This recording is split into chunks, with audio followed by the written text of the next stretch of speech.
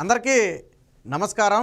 జగన్మోహన్ రెడ్డి చెల్లెలు షర్మిల మీద జగన్మోహన్ రెడ్డి పగబట్టాడా అంటే ఎస్ అవుననే సమాధానం వస్తుంది. ఎందుకంటే ఎప్పుడైతే పిసిసి అధ్యక్ష బాధ్యతలు చేపట్టిందో ఆ రోజు నుంచి షర్మిల మీద తీవ్రమైన విమర్శలు జాడి మనం చూసాం.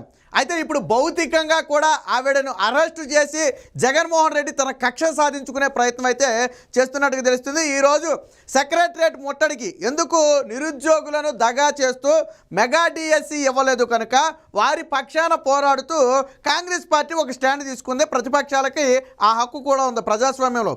జగన్మోహన్ రెడ్డి మర్చిపోయాడేమో, ప్రతిపక్షంలో ఉండగా ఇదే డిఎస్సి పోస్టుల గురించి ఇదే గవర్నమెంట్ ఉద్యోగాల గురించి నిరసన దీక్షలు కూడా చేపట్టారు. అనేక ప్రాంతాల్లో నిరాహార దీక్షలాగా నిరుద్యోగ సమస్యల పట్ల పోరాటం అని చెప్పి వైసీపీ ఆధ్వర్యంలో దీక్షలు కూడా చేశారు. మర్చిపోయి ఉండొచ్చు బహుశా. ఇప్పుడు దాన్ని ప్రశ్నించడం కోసం సెక్రటరియట్ ముట్టడిస్తే జగన్మోహన్ రెడ్డి సోదరి షర్మిలను ఒక మహిళను కూడా చూడకుండా అత్యంత దారుణంగా పైశాచికంగా అరెస్టు చేయటం ఈరోజు ఘటన చేసుకుంది. సరిగ్గా కర్మ చూడండి ఎలా ఉంటుందో. సరిగ్గా 5 ఏళ్ల క్రితం ఇదే రోజు నాటికి షర్మిల కాలికి బలపంపు కట్టుకుని రాష్ట్రం మొత్తం తిరిగి మా అన్నకు ఓటేయండి, మా అన్నను గెలిపించండి, రాజన్న రాజ్యం వస్తుంది, చంద్రబాబుని నమ్మొద్దు, బాయ్ బాయ్ బాబు, పప్పు లోకేష్ లాంటి స్లోగన్స్తో రాష్ట్రం మొత్తం కరెక్ట్గా 5 ఏళ్ల క్రితం ఇదే సమయానికి సుడిగాలి పర్యటన చేస్తుంది. కానీ చూడండి కర్మ ఎలా ఉందంటే 5 ఏళ్ళు దాటేటప్పటికి మా అన్నను నమ్మొద్దు, మా అన్నకు ఓటేయద్దు, మా అన్నకు ఓటేస్తే రాష్ట్రాన్ని నమ్మేస్తాడు, మా అన్నని ఎట్టి పరిస్థితుల్లో నమ్మొద్దు అని చెప్పి అదే చెల్లెలు షర్మిల ఈరోజు చెప్పడం అంటే చూడండి విధి ఆడే వింతనాటకం ఎలా ఉంటుందంటే బహుశా కళలో కూడా ఎవరు అనుకుని ఉండరు ఈరోజు షర్మిల ఈరోజు జగన్మోహన్ రెడ్డికి ఈ విధంగా అడ్డం తిరుగుద్దని. సరే ఈ మొత్తానికి కర్త కర్మ క్రియ అన్నిటికీ కూడా జగన్మోహన్ రెడ్డి కారణం అనుకోండి. తను చేసుకున్న పాపాలు ఈరోజు షర్మిల రూపంలో తిరిగి ఎదురు తగులుతున్నాయి. అయితే ఇక్కడ అడగాల్సింది ఏంటంటే నిరుద్యోగుల తరపున పోరాటం చేయడం తప్ప? ఈ సందర్భంగా షర్మిల ఒక మాట అంది, అది తప్ప ఒప్ప పక్కన పెడితే పార్టీలకు అతీతంగా మనం ఒప్పుకోవాలా. నీకంటే చంద్రబాబు గారే 1000 రెట్లు బెటరు. గతంలో ఆయన నోటిఫికేషన్లు ఇచ్చారు, 2 డిఎస్సీలు తీశారు. కానీ నువ్వు వచ్చిన తర్వాత ఏం చేసావు? ఆ రోజుల్లోనే 23,000 ఉద్యోగాలు ఖాళీ ఉన్నాయి అన్నావు డిఎస్సీ పోస్టులు. మరి ఆ 23,000 ఉద్యోగాలు కనీసం ఇప్పుడు నువ్వన్నా తీయాలి కదా, కేవలం 6,000 ఎందుకు తీసావు అని షర్మిల ఈరోజు క్వశ్చన్ చేసింది. అంటే ఇక్కడ ఒక విషయం స్పష్టం, తెలుగుదేశం పార్టీ హయాంలో డిఎస్సి అభ్యర్థులకు న్యాయం జరిగింది. సరే 100కు 100% జరగకపోయినప్పటికీ కూడా ఈ ప్రభుత్వంతో పోలిస్తే 1000 రెట్లు న్యాయం జరిగింది, అది మాత్రం చెప్పొచ్చు. ఎందుకంటే ఒక్క డిఎస్సి ఇప్పటికీ తీయలే. కానీ గత ప్రభుత్వ హయాంలో 2 డిఎస్సీలు తీయటం జరిగింది. 2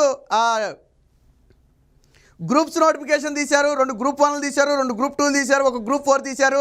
అలాగే హెల్త్ డిపార్ట్మెంటు, ఫారెస్ట్ డిపార్ట్మెంట్తో పాటు ఏదైతే ఇరిగేషన్ డిపార్ట్మెంట్లో కూడా పోలవరం ప్రాజెక్ట్ కోసం దాదాపు 250 పోస్టులు అనుకుంటా, 250 పోస్టులతో ఫస్ట్ టైం ఒక నోటిఫికేషన్ తీశారు.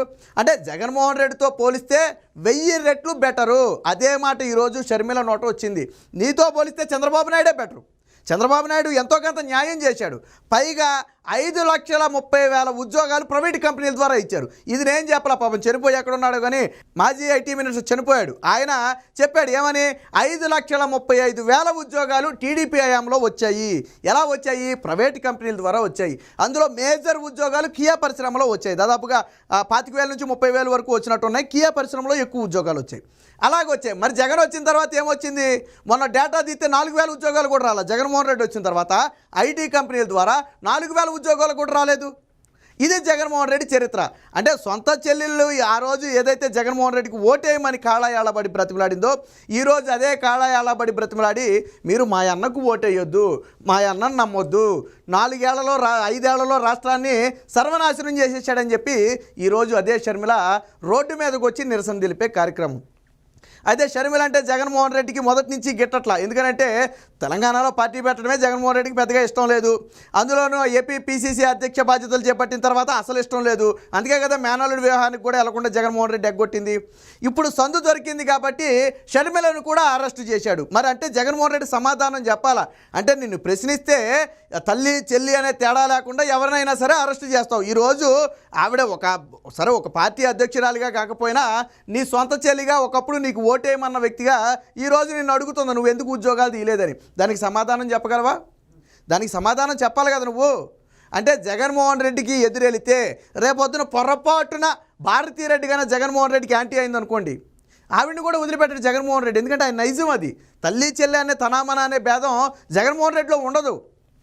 ఏది ఏమైనా ఈరోజు షర్మిల అరెస్టు సందర్భంగా గతంలో నీకంటే చంద్రబాబు గారే బెటర్ అనే విషయం ఈరోజు రాష్ట్ర ప్రజలకు చెప్పింది. ఎందుకంటే ఈ ఒక రకంగా ఏంటంటే పాపాన్ని కొడుకోవడం లాంటిది. ఎందుకంటే గతంలో అదే తెలుగుదేశం పార్టీ మీద షర్మిల అనేక నిందలు మోపింది.